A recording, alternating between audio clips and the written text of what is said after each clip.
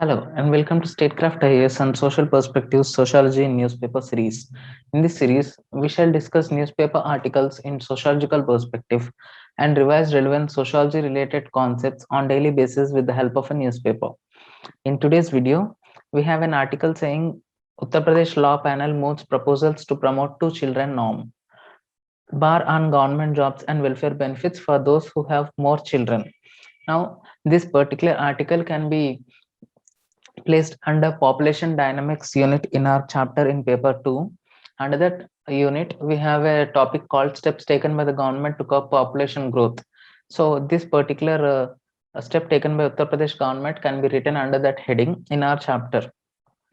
Going into the contents of the article, it says after the law comes into force, a person with more than two children will be debarred from several benefits such as government sponsored welfare schemes and from contesting elections to the local authority or any body of the locals of government. The draft says ration card units will be limited to 4 persons. A person contravening the law will also become ineligible to apply for state government jobs and be barred from promotion in government services and any kind of subsidy. Sops for on the other hand, sops for sterilization were also given, that are several incentives have been provided to people including public servants if they adopt the norm by undergoing voluntary sterilization. Moreover, a couple living below the poverty line who have only one child and undergoes voluntary sterilization shall be eligible for payment of a one time 80,000 if the single child is a boy and 1 lakh if it is a girl.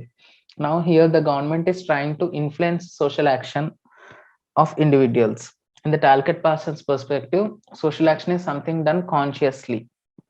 So, government is aiming at reducing population growth by influencing the social action of individuals. Now, the government knows there is a definite pattern for social action according to Talcott Parsons, and the definite pattern has both motivational orientation and value orientation. And in our sociological perspective, Talcott Parsons has already said that fear of punishment will not always act as deterrence. Moral commitment is required. So, government on one hand is uh, trying to threaten the people by imposing punishment upon them. Here we can see a person contravening the law will also become ineligible to apply for state government jobs and be barred from promotion in government services and any kind of subsidy. This is a kind of punishment. Ration cards will be limited to 4%. Again, this is a kind of limitation on the individuals. But Talcott Parsons says a fear of punishment alone will not work. Moral commitment is required. That means this fear of punishment will act as value orientation in his uh, pattern for social action. This is value orientation, that fear of punishment is that means it is a kind of expectation put upon the individual by the society, here government in place. However, for social action to be meaningful, it has to be done consciously, and for government to achieve its aims through the social action of individuals, it also has to work upon motivational orientation of the individuals, because only with the fear of punishment population growth will not be curbed. Individuals, they themselves have to think and realize that they have to curb population growth and they have to limit their children to two only. For that, motivational orientation also must be worked upon, keeping Talcott Parsons in view. That's why government is also trying to give SOPs. Here we have seen SOPs for sterilization and cash incentives. All these things, this is a kind of carrot and stick policy. In sociological perspective, it is trying to, we can say that this policy tries to influence both motivational orientation and value orientation. Because if the SOPs are given, people or individual, they themselves realize the need for curbing the children on up to two only, limiting their children up to two only, and they themselves try to do that social action. That means limiting the children up to two consciously. That's why both SOPs are given and punishment is also imposed upon the violators of the policy. Moving on to the next article, here it is said, waiting for another wave. A photograph is shown here saying people enjoying the weekend at RK Beach on a hot day, unmindful of the COVID norms in Visakhapatnam on Saturday. Now, this is a social action again. People are, the article says that the people are deviating from the social norms. Now, in our sociological perspective, if we analyze this photograph in R.K. Martin's view, R.K. Martin has proposed a concept called conformity and deviance. According to him, there are cultural goals and institutional means in a society. If there is unequal emphasis on cultural goals and institutional means, Then there lies a situation called state anomy. Then R.K. Martin says that different people respond in different ways to that state anomy, and there are 5 possible responses. First one is conformity. That means equal emphasis is there on both cultural goals and institutional means. Cultural goal here is nothing but stopping the spread of COVID-19. Institutional mean here is nothing but following a COVID appropriate behavior and COVID norms. But here we have seen people want to stop the spread of COVID-19. That means they are laying emphasis on cultural goals, but they are floating COVID norms. That means that equal emphasis is not there on institutional means. Hence, due to this unequal emphasis on cultural goals and institutional means, there emerged a situation called as state anomy. Different possible responses are conformity. That means cultural goals and institutional means both are followed. Now, in these people also, there are some kind of people who are wearing masks, for taking sanitizers with them, and maintaining social distance with one another. That means they are laying emphasis both on cultural goals and institutional means. They can be known as conformists. Now, other kind of people are innovatives. That means they follow cultural goals, but they do not follow institutional means.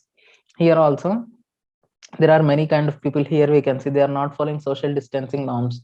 That means they lay emphasis on cultural goals. That means they want to spread COVID-19, but they do not want to follow COVID norms.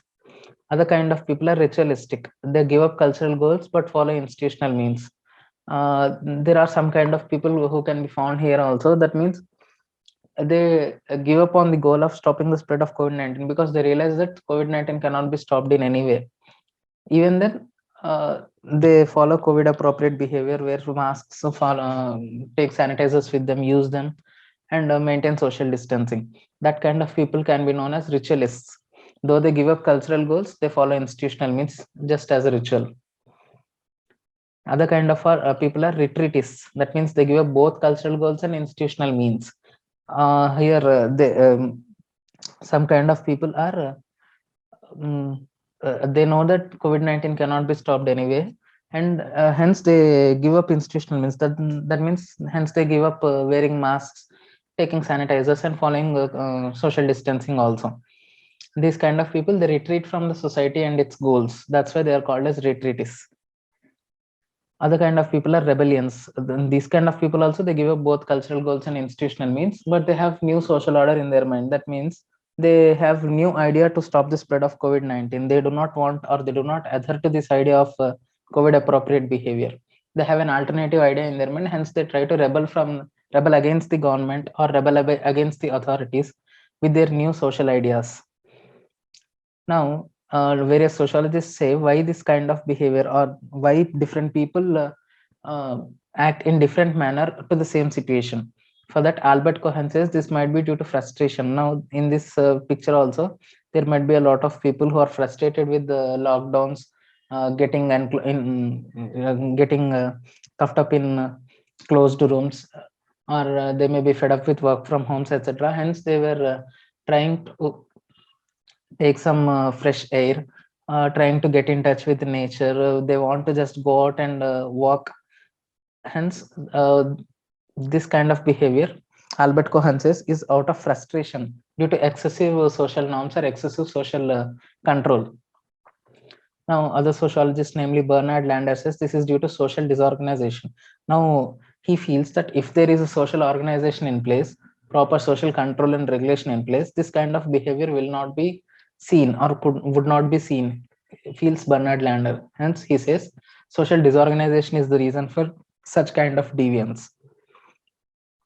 Walter Miller says it is due to thrill. Now, in this particular picture also, there may be many persons or many individuals, though they respect cultural goals. That means though they have stopping the spread of COVID-19 in mind, and though they feel that institutional means, that means wearing masks, etc., is important, they just do not follow, or they just deviate from these goals and means out of thrill. They just want thrill, and hence they do it. There is no proper reason or rational reason behind their doing it. Cloward and Olin says it is due to criminal subculture. Now, in this kind of society also, there may be many people who have deviance in their family or in society, or in their closed quarters. That's why they have grown all their life deviating from the social norms or cultural goals and institutional means. Hence, they do not find anything weird when they deviate from the goals and means. That is, they are they are already habituated for the deviance. Hence, that criminal subculture is the reason for their deviance, say Clovide and Allin. David Mazza says it is due to mood fatalism. Mood fatalism is nothing but people thinking that when everyone else is deviating from the goals and means, what is the reason, or why only I should follow the goals and means? Why shouldn't I deviate from those goals and means? People think in that way, and they too deviate from the goals and means. They particularly do not have any disrespect for goals nor for means. They respect both. But as everyone else is deviating from goals and means, they too try to deviate because they find no reason for only them following the goals and means. Now, Howard and Becker says it is due to labeling. That means if we label any person as deviant or any person as criminal or thief or robber, etc., now that person tries to adhere to that name or adhere to that label hereafter. Suppose if we name a child as a thief, that child tries to act as thief from here on. That labeling results in ultimate deviance from the goals and means by the individual, says Howard Becker. Whereas Edwin M. Lemart says there must be deviance even before labeling also, but after labeling that deviance will be strengthened, he says. Hence, he differentiates deviance as primary and secondary. Primary second is nothing but which is done before labeling, and secondary deviance is nothing but which is done after labeling. This is according to Edwin M. Lemart. Now, this is all we have from this picture in sociological perspective. Uh, let us try and analyze the same picture in Talcott Parsons' view. Now, I want you to analyze this picture in Talcott Parsons' view in kind of motivational and value orientation. That means social action done consciously, and comment and let me know in the comment section. That is all we have for today. If you like the content, please like, share, and subscribe to Statecraft IS. Thank you for listening. Have a nice day.